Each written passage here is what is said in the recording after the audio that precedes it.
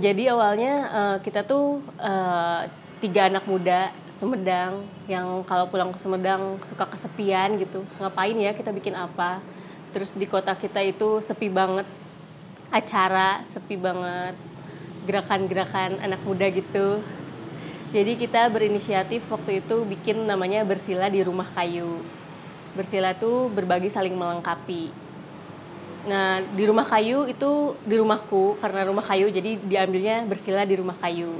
Jadi waktu yang volume 1 kemarin kita ngadain pemutaran film Kembang Enam Rupa yang diproduksi sama Yayasan Kampung Halaman, terus diskusi-diskusi juga sama foundernya dan sutradaranya. Nah, setelah itu kita berencana untuk melakukan hal-hal lain di volume 2 dan seterusnya yang mengorganize anak muda atau memberi ruang anak muda untuk berkarya, untuk kita kasih workshop dan lain-lain gitu pengennya. Nah, untuk yang Rumah Kayu sendiri itu yang musiknya jadi 2 temanku ini, 2 adik kelasku yang laki-laki, Adillah dan Pandawa, dia itu sudah bermusik sejak masih kecil gitu. Yang satu yang satu jago main bass, djembe dan lain-lain gitu. Terus mereka sekarang dijajah sama kesibukannya. Terus mereka rindu bermusik. Terus ya udah kita gimana kalau kita coba bikin. Terus sekaligus kan pas akhir Januari kebetulan ada acara Selamat Pagi volume 13 di Kampung Halaman di Jogja. Ya udah kita latihan cuma 4 kali, tak langsung kita berangkat. Ya lumayan lah, meskipun asalnya berharap manggungnya di tepi sungai, tapi karena hujan jadi di tepi dapur, gak apa-apa lah, seru. Jadi rumah itu sudah dibangun sama ayahku sejak tahun 75. Ayahku masih bujangan waktu itu, dan dia sama kayak aku, mungkin diturunkan juga ke aku. Dia suka ke hutan, suka menjelajah kemana-kemana, dan dia ingin rumah yang benar-benar deket gitu sama apa yang dicintainya gitu. Misal dia kan suka hutan, jadi dia membuat rumahnya itu rasa-rasa hutan gitu. Jadi dibikinlah dari kayu, jadi lebih hangat kan. Dibikin dari kayu. Terus sejak aku kecil juga, ayah aku sering didatangi banyak anak-anak muda yang dulu ayah aku kan kuliahnya pertanian, lalu menggeluti pertanian itu gitu. Jadi banyak yang anak muda yang ikut bikin skripsi dan lain-lain, ikut penelitian di rumah gitu. Jadi di rumahku tuh ada peternakan, juga ada pertanian gitu. Jadi sejak dulu emang rumah itu sudah banyak dikunjungi sama anak-anak muda, bahkan yang nginep sampai nggak tahu pulang juga banyak gitu. Jadi disitulah sampai aku sekolah, jadi rumahku jadi suaka gitu buat banyak temen-temen. Sampai pas bulan puasa aja tiap hari pada nginep, sahur bareng segala macem. Teman-teman adik aku juga gitu. Jadi acara bikin Bersila di Rumah Kayu tuh tidak semata-mata langsung itu gitu ya, langsung pada saat itu. Tapi sebelumnya juga udah jadi tempat ngumpul gitu. Jadi kita pengen ngumpulin lagi anak-anak muda Sumedang yang kita membuka ruang seluas-luasnya untuk kita diskusi, untuk kita bikin apa nih buat kota Sumedang gitu. Aku memang sangat mengidolakan ayahku gitu. Jadi ayahku tuh orang yang beda dari kebanyakan ayah di dunia, karena dia melarang aku untuk kuliah. Karena dia bilang pada aku kalau kamu tuh jadi panjang nih ceritanya, nggak apa-apa. Jangan mengisi otakmu dengan sampah-sampah yang udah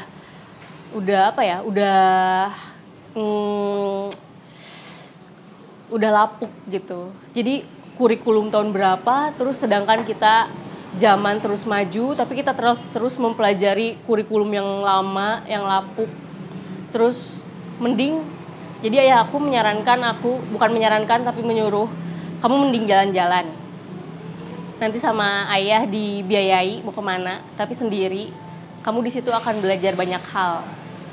Terus ayahku juga memfasilitasi aku dengan banyak buku-buku, juga memfasilitasi dengan banyak kesempatan untuk kamu mending beli buku deh sana gitu. Bukan semata-mata aku harus belajar di kelas gitu, tapi dia menginginkan aku belajar sendiri, mandiri, hingga akhirnya aku tahu untuk apa gitu aku hidup tuh gitu. Jadi nggak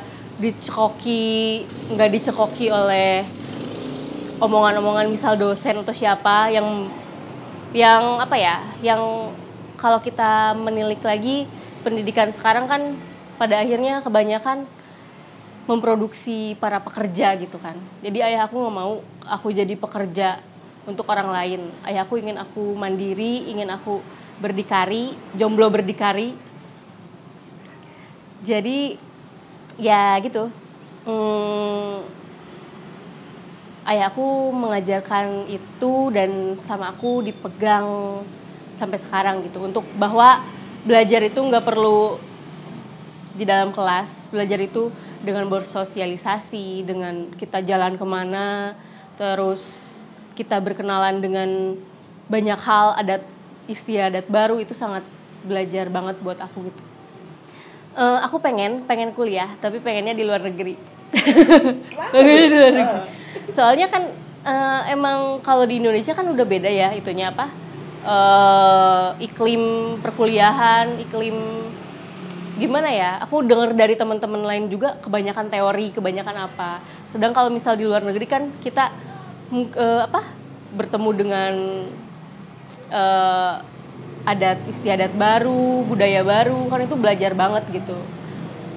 Itu sih yang aku kejarnya itu juga gitu. Jadi pengen tinggal lama di luar negeri itu untuk belajar juga gitu. Mudah-mudahan ada beasiswanya dapat. Pertama kali keluar SMA pergi ke Bali sendiri, naik bis selama 10 hari keliling-keliling Bali. Terus banyak motret, banyak ngobrol sama pedagang-pedagang di pinggir pantai, terus ke museum-museum gitu. Dan aku ngerasa ini ya, ternyata ini dunia loh gitu. Selama aku sekolah aku tidak mendapatkan makna gitu. Terus ketika aku baca-baca buku gitu tentang sejarah, tentang ya ampun, ternyata apa yang kita pelajari di sekolah itu apa sih gitu. Ternyata nggak dimasukin yang ilmu-ilmu kerennya tuh ke kurikulum tuh, nggak dimasukin gitu. Aku merasa gitu. Jadi aku merasa ya ampun, buat apa sih gue sekolah sebenarnya gitu. Seperti misalnya yang sejarah gitu ya. Yang sejarah itu di kita kan kalau belajar sejarah cuman ngapalin tahun, ngapalin peristiwa, sedangkan pergolakannya, terus pandangan-pandangan hidupnya, terus banyak tokoh-tokoh sejarah yang tidak masuk di dalam kurikulum gitu, karena dianggap dicap pemberontak, dicap kiri, dicap apa gitu, terus gak masuk gitu. Jadi aku baru tahu sastrawan-sastrawan misal Pramudia Anantatur setelah aku keluar sekolah, karena gak ada di kurikulum bahasa gitu.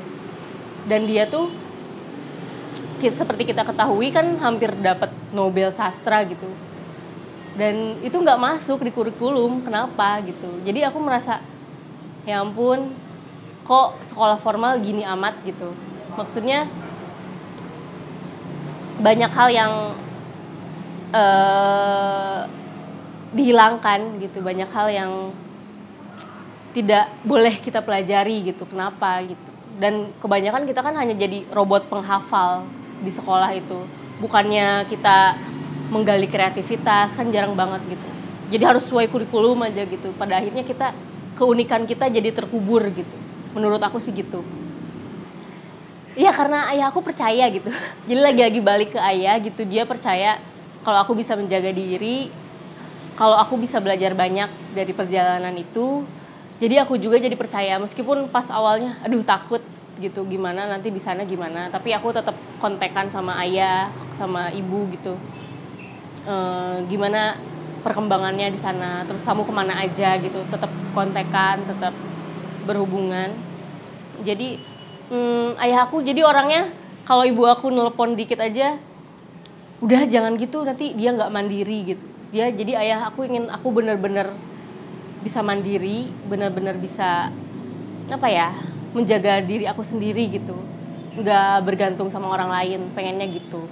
Karena ya aku nyari jodohnya agak-agak susah karena standarku standar kalau lu nggak bisa kayak bapak gue. Kebaikan hatinya, kebaikan jiwanya gitu. Karena itu penting untuk membangun keluarga. Ya ampun, baper. Iya, aku juga gara-gara kamu. Baper.